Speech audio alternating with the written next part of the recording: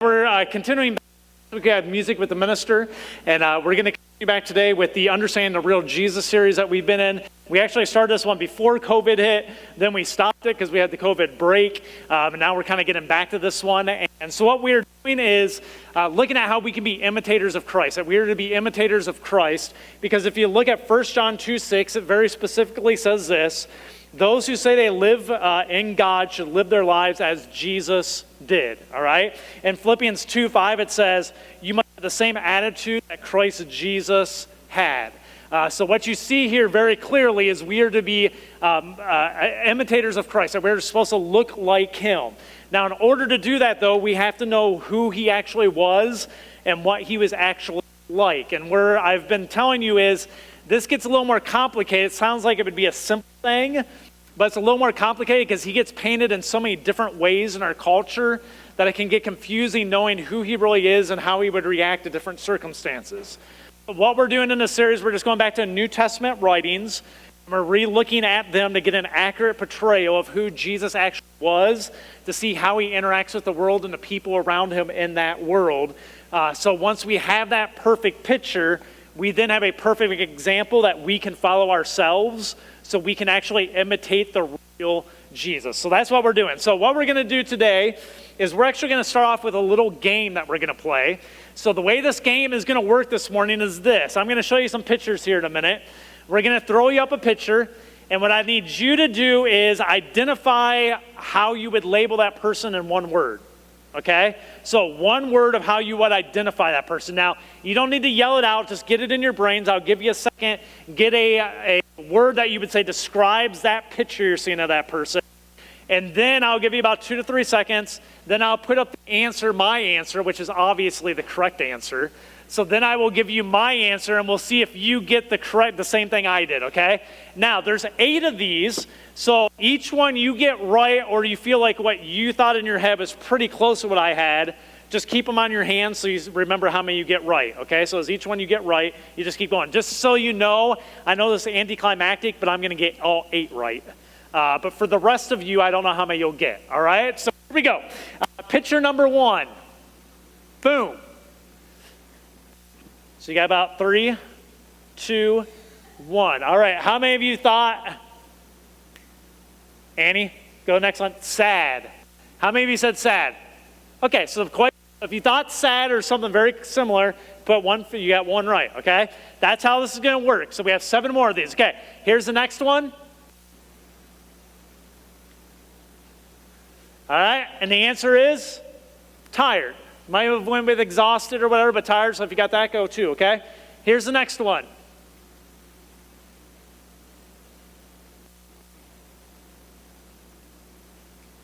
Okay? Depressed. Okay, how many got that one? That is a little bit more complicated, a little bit hard to see, okay? Here's the next one.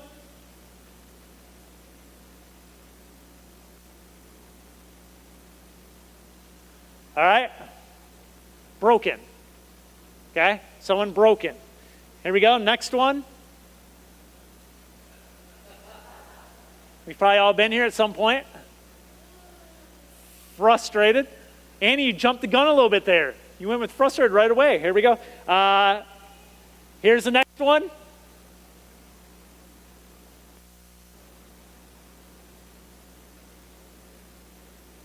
Okay?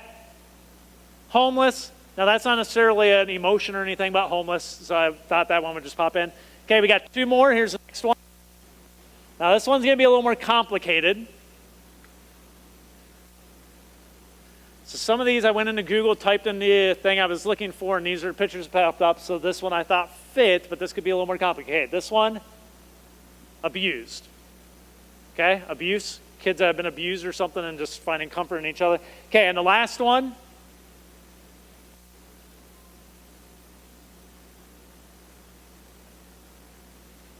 All right? Stressed. All right? So you got stress there. Now, how many of you should have them on your hands? How many of you got at least 4 or more that you thought the same thing I did? At least 4 or more. Good majority of you, okay? How many of you got under 4? Yeah, I just need to know that. That was very important for me to identify who you are right now. Okay, did anyone get over 6? 6 or better. All right, did anyone get all 8? Me and Greg, we're the same. No. Is he lying, Ann? Is he a liar? You're a filthy liar, Greg. Right here in church, I'm saying that. All right, so here we go. Here's the deal. This is why I did this, is we actually have an ability to quickly look at people and identify kind of what's happening in their lives or what's happening on the inside just from a quick glance at them and a quick look at them. That you can actually take some time, be observing someone for just a few seconds or a couple of minutes and get a pretty good, fairly accurate feel for what is actually happening on the inside of them. Jesus was masterful at this. All right, one of the things he was able to do, he was very observant, looking at people and identifying what their core issue is, what their core need was, and what was going on the inside of them, because he took some time to actually look at it. And what he would do is he would use this ability to identify what a person was lacking in their lives, and then he would provide them the motivation to move forward in a new, more purposeful direction in their life. So he's what I call an observant motivator. He would observe people, see what he thought was going on, or in his case, know what's going on in the inside, and then provide them the right motivation they needed in their life at that moment to take a next step forward and go someplace better in their lives. So this morning, what I'm going to do is I'm just going to walk through several examples. There's 6 of them that I want to lay out today. 6 examples of Jesus doing this in the scriptures, in the 4 gospels, where he is observant and he motivates people by knowing what's going on in their lives, so that hopefully we can learn how to do it better in our lives. Or there might be some of you sitting in here that will relate to one of the people he talks to here, and you will see how Jesus motivates them, and it might be helpful to you as well as you sit here this morning. So we're going to go through these. There's 6 different examples. I'm not going to spend a ton of time on them. I'm just going to kind of give you a brief description of them and kind of show you how Jesus motivated them. The first one is you have several of the disciples. If you go to Matthew chapter 4 and you look at verses 18 through 22, and it's also in the 3 other gospels, you have several of the disciples that are in. So what they had was a pretty common job. Their daily life would have been getting up early in the morning, going out and fishing, get what they could, bring it back, and either they would go to the market and sell their fish, or they would sell it to a dealer who then would sell them. And that was their day in, day out life, is they would get up and they would fish all day, sell their fish off, and that's what they did year after year of their life. So what you have is you have these guys who are looking for something bigger than just their daily routine, than just existing. So they're going through their daily life really not with a great purpose, not with a whole lot of inspiration, just kind of getting through it. And so Jesus sees guys, and he comes up to them and he inspires them. He knows what's going on, which is they're guys who might not hate life, but there's really no purpose in it. They're just kind of going through and surviving. And so he comes in and he inspires them, and he basically says, here's what I'm going to say, guys. I'm going to teach you how to fish for people. Not just fish that you sell at the market, but I'm going to teach you how to fish for people. He says this in verse 19. He says, Jesus called out to them, "Come, follow me, and I will show you how to fish for people." And so what he's saying is, guys, I will give you your purpose than just going out and fishing. I'll give you something that's more meaningful. I'll fish for people. And then when you look at the account of this is how you know Jesus was incredible at observing what was happening and finding a right motivation. Because in every instance he says this to, like, I think 5 of the disciples. It says they immediately leave their fishing and they go follow him. Like, they just drop what they're doing and, like, I'm with him. Like, let's go. And so he was able to identify specifically, this is what's going on, and this is what I need. What I know they need. They need some type of purpose bigger than what they're doing. He identifies it, he inspires them, and they go, let's change. Let's go a new direction. Follow him. You go to a Samaritan woman. If you go to John chapter 4, verses 1 through 42, you find a Samaritan woman, and she's kind of, I call her the ethnic loser of society.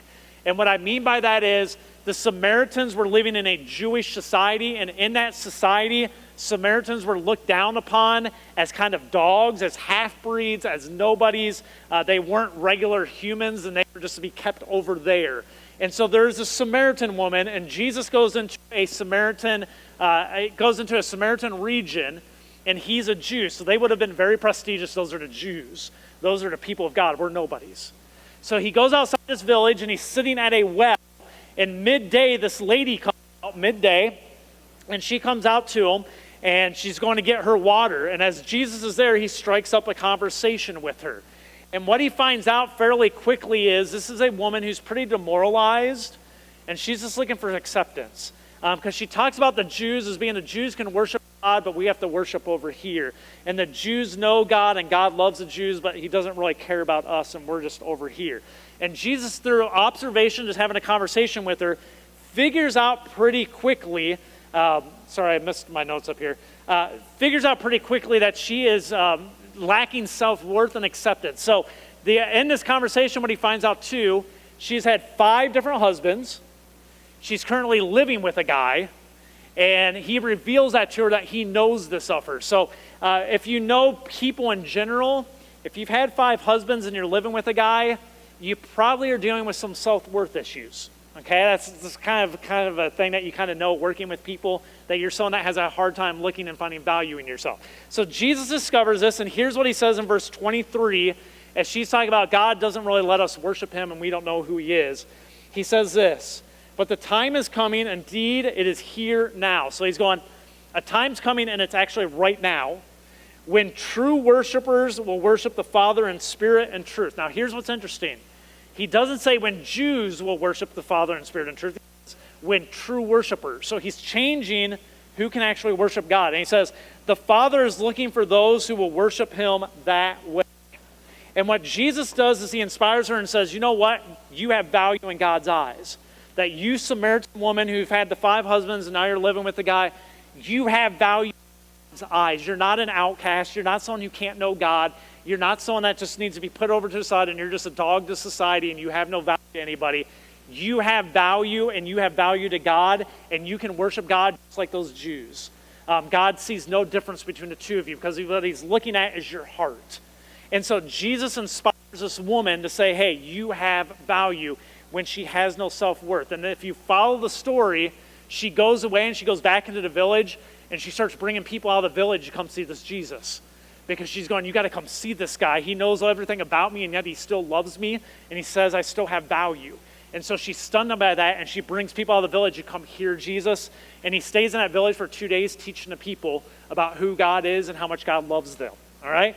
The next one, you have Matthew, who's another one of the disciples, but he wasn't a fisherman. Matthew was a tax collector. So he's probably a fairly wealthy guy, but he's also a corrupt guy.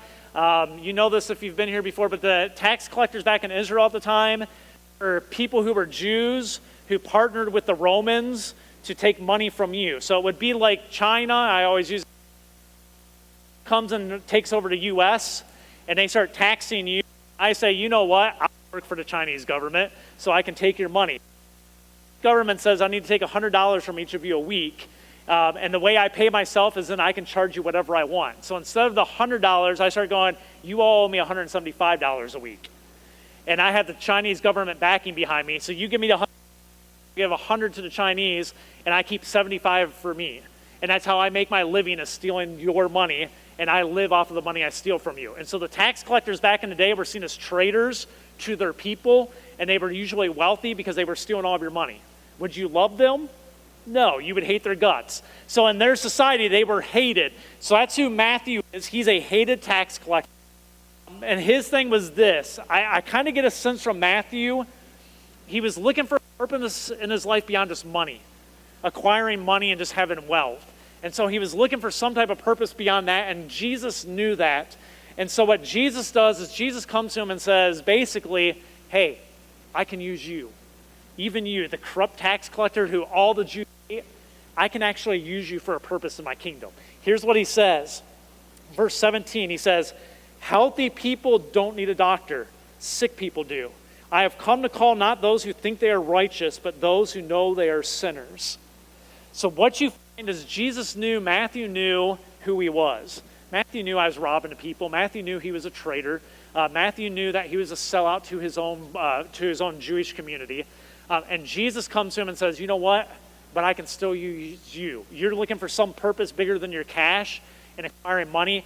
I'll give you a kingdom purpose. I'll give you an eternal purpose. Jesus comes and says that to him, and Matthew immediately leaves his stuff and goes, hey, where do we go?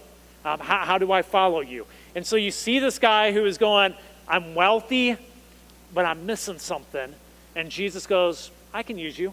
No one else thinks you can. I can use you. And he makes a distinctive point too. I'm not looking for those who think they're right. I'm not looking for the people who think they're perfect. I don't really care about those people right now. I'm looking for people who understand where they're lacking and where they sin, and I can use you. So Matthew leaves his stuff, and he starts to follow Jesus, becomes one of his disciples. Next one we have Zacchaeus. Go to Luke chapter 19, verses 1 through 10. You have Zacchaeus. Zacchaeus, again, is a tax collector, so all the stuff I already shared with you. The difference between Zacchaeus and Matthew seems like he had some friends. Zacchaeus seems like he's a loner and nobody even wants to deal with this guy. Even other tax collectors. What we know about him, he's extremely short. So socially, he's kind of awkward. And he's a tax collector, so he's hated. He's a traitor as well. Doesn't seem like he has a whole lot of friends. And so this is where I messed up earlier. He's the one looking for acceptance. Okay, he's just looking for relationships. So no one cares about him. He has wealth, has tons of money, but nobody wants to spend time with him. So that is Zacchaeus' thing. Jesus takes some time, observes that. He walks into this town, and as he's walking into the town, it says Zacchaeus is in a crowd, and he can't see Jesus because he's too short. So he's the guy that climbs up a tree so he can get an angle to be able to see Jesus as he comes into town.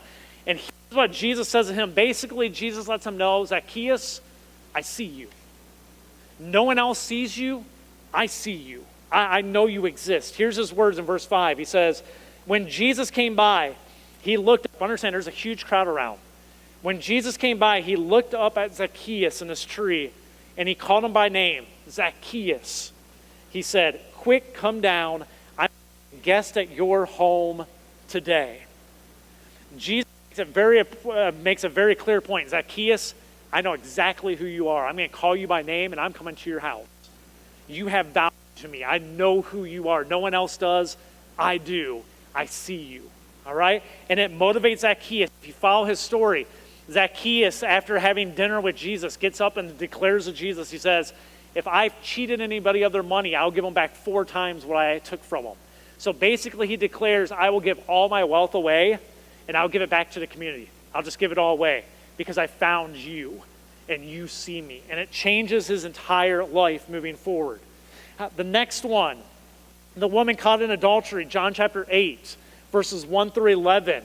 She is a shamed, embarrassed sinner. The reason she is called the woman caught in adultery is scriptures are very specific. They actually the act of adultery. All right? And so what happens is they yank her out of the situation. They pull her into the middle of the street, and they're getting ready to stone her. So they're going to kill her in the middle of the street, and they're going to stone her when Jesus comes upon her. So what you have is you have this lady who realizes either, one, I'm going to die, or I'm going to be labeled for the rest of my life, and there's no escape from the label. That this is how everyone's going to think of me the rest of my life. This is who I am, because now my entire village, everybody here knows exactly who I am, and I'm labeled for life. I might as well just end my life anyways, because what's the matter if they stone me, or I'm just a miserable person for the rest of my life because I'm labeled with this thing for the rest of my life.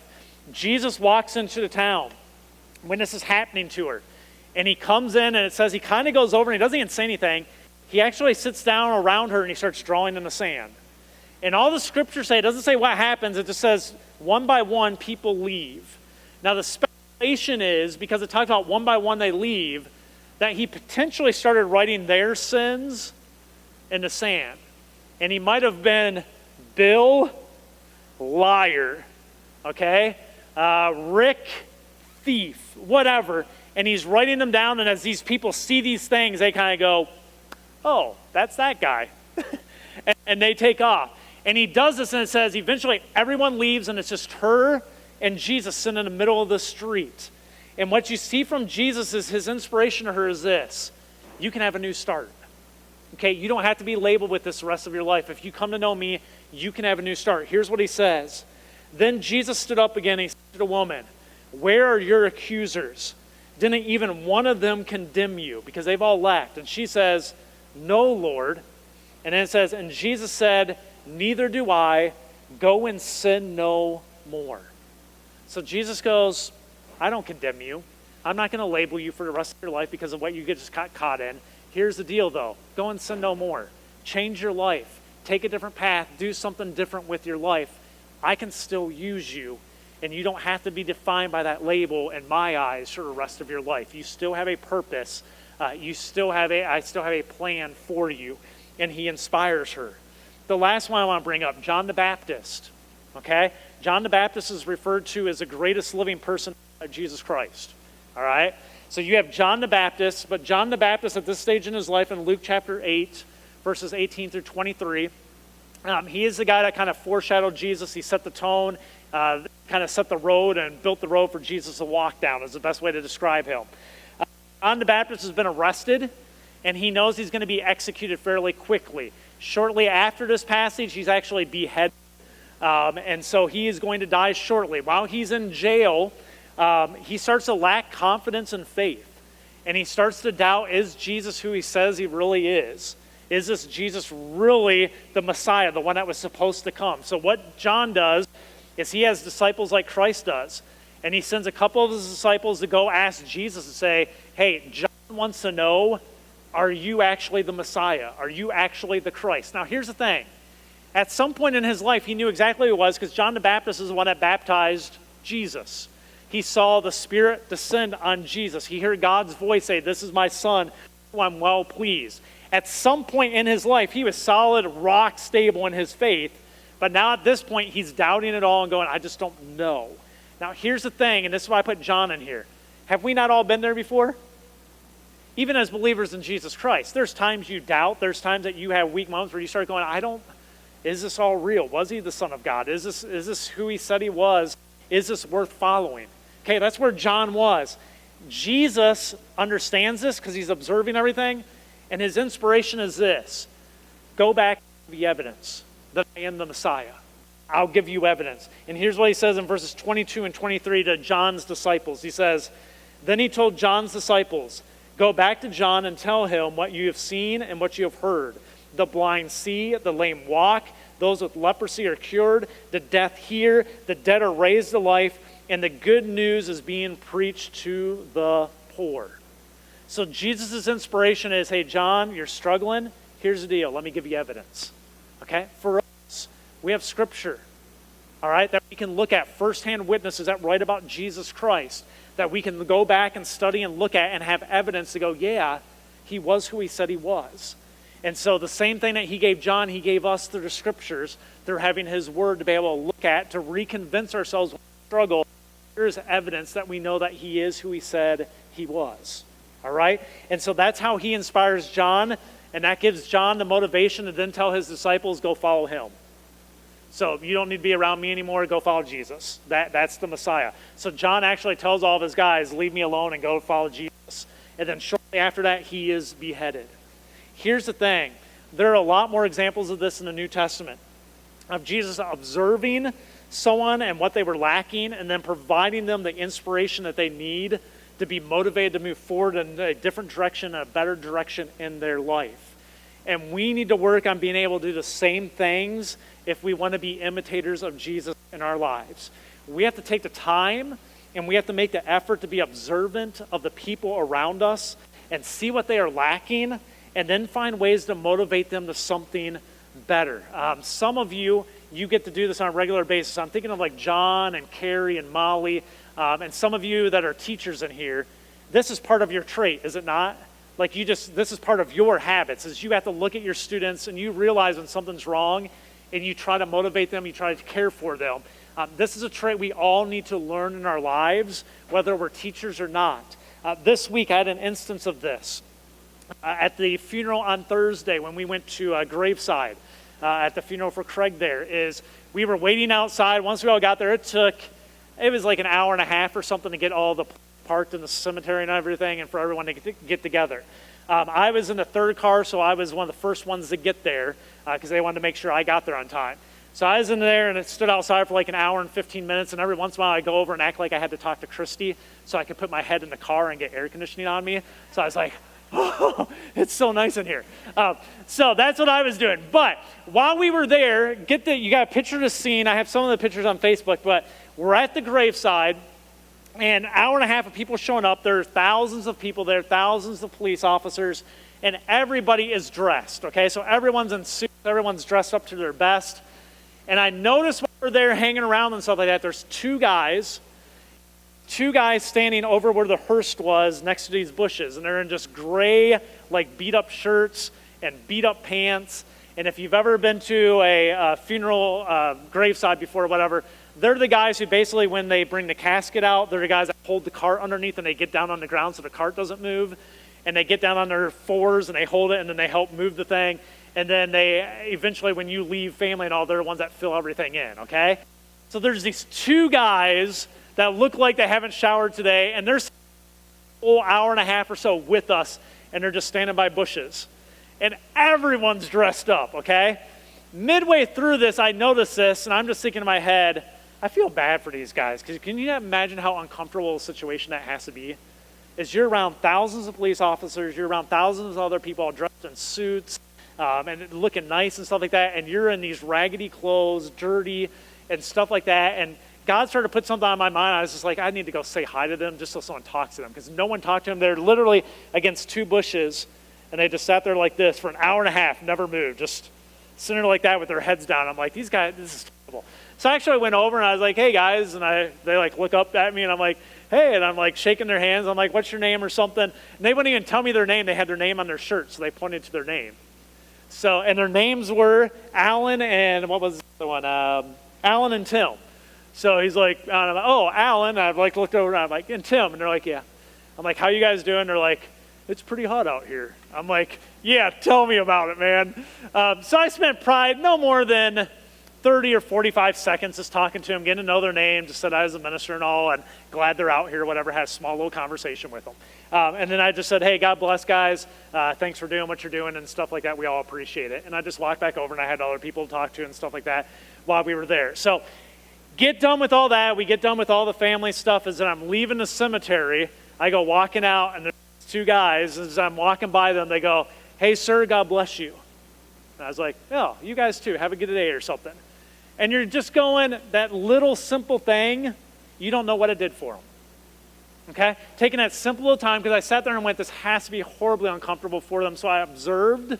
I went, this has to be something that's lacking, that they got to feel out of place, uncomfortable, and going, I can play a role here in making them feel a little more comfortable. And they know I'm the minister. And that at the same time, I can tell them, God bless you, stuff like that. And then they tell me as I'm leaving, sir, God bless you. And I'm just thinking, someone called me sir. Holy cow. But they just said that to me. I was like, you know what? Who knows what that meant or how it might change their day or whatever else. But I gave meaning to them, and that's what I wanted to do, because I think that's what Christ would have wanted me to do. Here's the thing. You never know how simple little acts that you do like that might change the path of a person's life moving forward.